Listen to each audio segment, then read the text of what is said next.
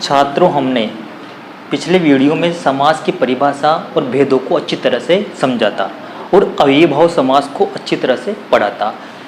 आज हम इस वीडियो में तत्पुरुष समास को पढ़ने वाले हैं। तत्पुरुष समास, तत्पुरुष समास को पढ़ने से पहले हमें इसके सूत्र को जानना जरूरी है।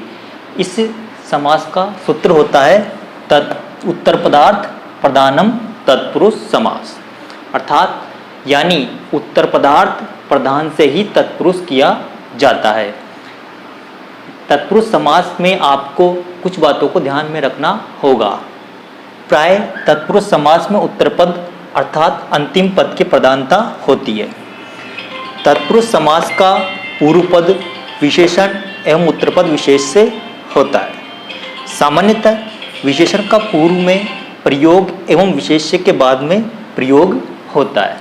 आइए हम इसको एक उदाहरण के द्वारा समझते हैं। राजपुत्र अर्थात राजा का पुत्र, अर्थात इसका समास विग्रह हो जाएगा राज्ञ पुत्र, और संस्कृत में इसे तोड़ा जाए तो राज्ञ पुत्र अर्थात अर्थ निकल कर आता है राजा का पुत्र।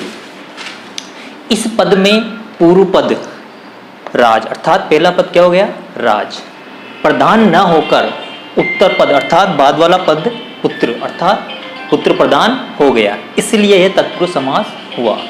तो आपको यहाँ गौर करना है कि जो इसमें पूर्व पद प्रधान न होकर इसमें उत्तर पद प्रधान अर्थात बाद वाला पद प्रधान होता है, इसलिए यहाँ राजपुत्र में राज प्रधान न होकर पुत्र प्रधान है, प्रधान हो गया। मैं आशा करता हूँ कि आप इस बात को समझ गए होंगे। तत्पुरुष समास के भेद, मुख्यतः तत्पुरुष समास के दो भेद होते हैं, समानाधिकरण तत्पुरुष और व्याधिकरण तत्पुरुष। नंबर 1, समानाधिकरण तत्पुरुष। समानाधिकरण तत्पुरुष को क्रमधारय समास भी कहते हैं। समानाधिकरण तत्पुरुष क्रमधारय समास के दोनों पदों की विभक्तियां समान होती है, जैसे कृष्ण सर्प है अर्थात कृष्ण सर्प, नीलम उत्पलम नीलोत्पलम, पक्वम फलम पक्वम फलम।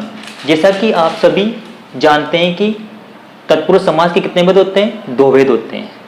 अब सबसे पहले इनकी परिभाषा को जानते हैं और इनके उदाहरण की मदद से समझने का प्रयास करते हैं। इसके 2 भेद थे, समानाधिकरण और व्याधिकरण। जैसा मैंने यहाँ पे एक उदाहरण लिया है, कृष्ण सर्प है, कृष्ण सर्प है। इस उदाहरण में कृष्ण एवं सर्प दोनों पद में प्रथमा विभक्ति है। दोनों पद में कौन सी विभक्ति है? प्रथम विभक्ति। सर्प शब्द विशेष से है एवं कृष्ण विशेषण है। कृष्ण सर्प अर्थात काला श्याम। इसी प्रकार दूसरा है नीलोत्पलम, नीलम उत्पलम।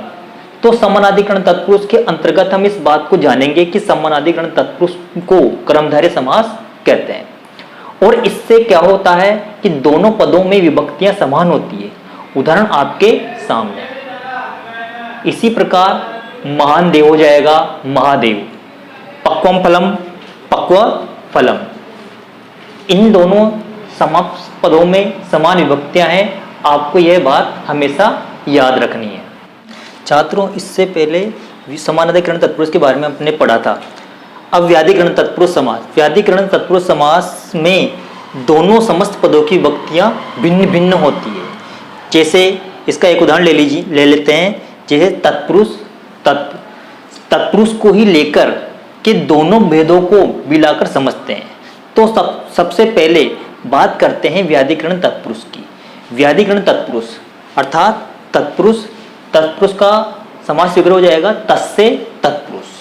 व्याधिकरण तत्पुरुष में हम तत्पुरुष को तोड़ा जाए तो या विग्रह किया जाए तो इससे ऐसे तोड़ा जा सकता है तस्य तत्पुरुष। इसका समानाधिक व्याधिकरण में क्या हो जाएगा? इसका विग्रह तस्य तत्पुरुष। समानाधिक तत्पुरुष में इस समास का विग्रह करेंगे तो हो जाएगा सहपुरुष, और उसी तत्पुरुष को समानाधिकरण तत्पुरुष में तोड़ा जाए तो हम कह सकते हैं कि वह सह तत्पुरुष हो जाएगा। अब गौर कीजिएगा छात्रों, तस्य पुरुष में प्रथम पद में षष्ठी विभक्ति होती है। तथा सपुरुष में स एवं पुरुष दोनों में प्रथमा विभक्ति है, अतः तस्य पुरुष व्याधिकरण तत्पुरुष एवं सपुरुष समानाधिकरण तत्पुरुष का ही उदाहरण है। तस्य पुरुष में प्रथम पद तस्य में षष्ठी विभक्ति है तथा पुरुष में प्रथमा विभक्ति है, किंतु सपुरुष में से एवं पुरुष दोनों में प्रथमा विभक्ति है। तस्य पुरुष व्याधिकरण तत्पुरुष का एवं सपुरुष समानाधिकरण तत्पुरुष का उदाहरण है। व्याधिकरण तत्पुरुष समास के भेद। व्याधिकरण तत्पुरुष के 6 भेद होते हैं।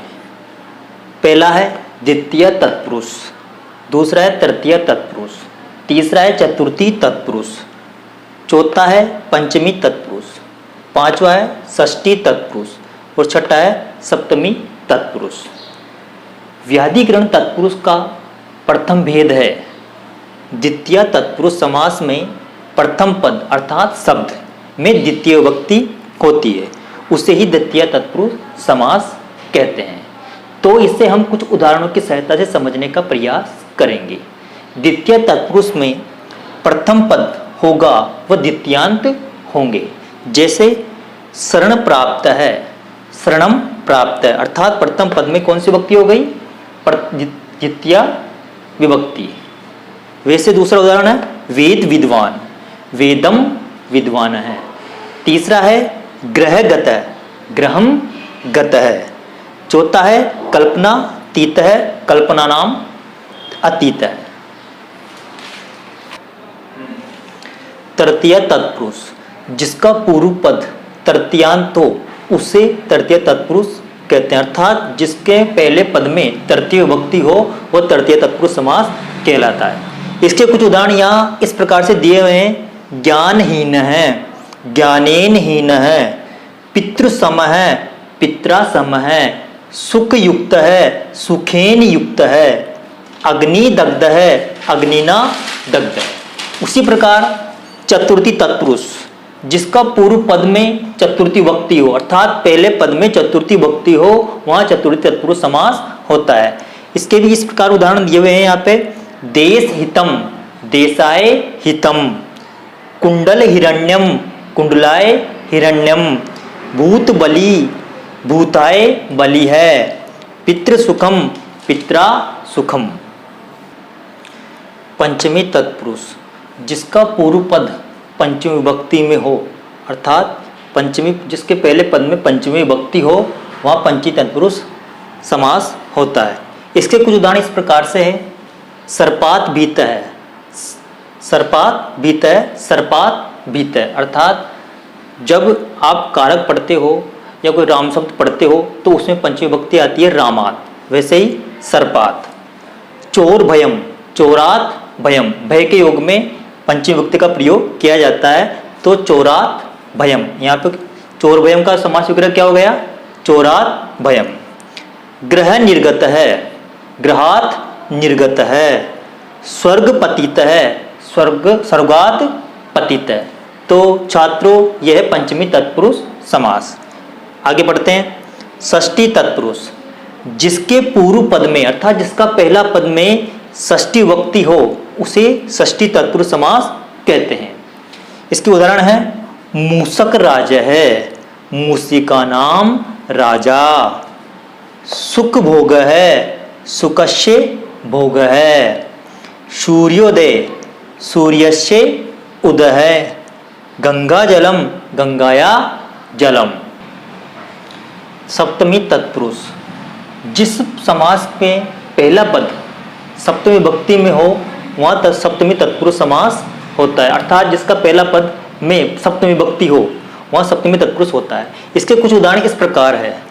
रणवीर है, रणे वीर है, शोक मग्न है, शोके मग्न है। छात्रों इस प्रकार हमने व्याधिकरण तत्पुरुष के समास के भेदों को उदाहरण सहित समझा।